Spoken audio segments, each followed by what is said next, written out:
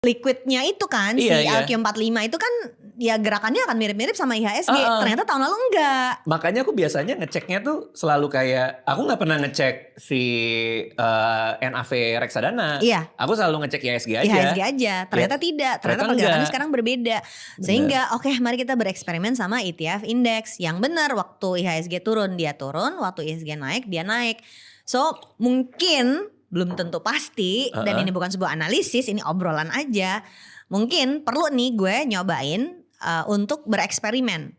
Buat lihat kalau memang gue pengen pertumbuhan yang ngikutin IHSG, gue mesti ada di index fund, dan index fund yang sekarang menurut gue menarik untuk dipelajari adalah si ETF ini. So far sih pergerakannya masih mirroring. Nah tapi index fund itu kan juga ada beraneka ragam ya. Kita gak usah ngomongin produk lah ya. Tapi beraneka ragam, mungkin ada yang cocok, ada yang gak cocok juga tuh. Persoalan dengan ETF kalau menurutku adalah dia kurang liquid.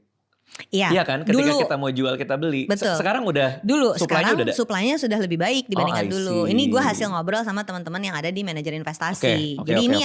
Jadi gue bukan investasi jor-joran di produk seperti ini, tapi yang gue lakukan itu gue sekarang bikin eksperimen-eksperimen kecil aja di dana yang kamu punya dana yang siap hilang berapa setiap bulan. Bener. Senilai kopi lu deh gitu. Kalau lu ternyata di total ngopinya sehari 20.000, ya lu mencoba eksperimennya di angka 20.000. Kalau di total ternyata 100, lu bereksperimen di angka 100. Misalnya gue bereksperimen di angka 1.000.000. Oh ya udah, gue nyobain 1.000.000 tuh, kalau hilang ya udahlah 1.000.000 ini gitu. Jadi kita berhenti berpikir seolah-olah kita investor jagoan. Bener. Karena emang enggak. Everyday people itu bukan investor jagoan. Lu mungkin jagoan storytelling, jagoan ngajar keuangan dengan praktik beda loh gitu. Iya. Dengan kerendahan hati itu kita bereksperimen, kita nyobain produknya dan mempelajari itu, karena akhirnya teorinya apa, prakteknya di masing-masing akan beda. Karena ini produk ini misalnya ini sahamnya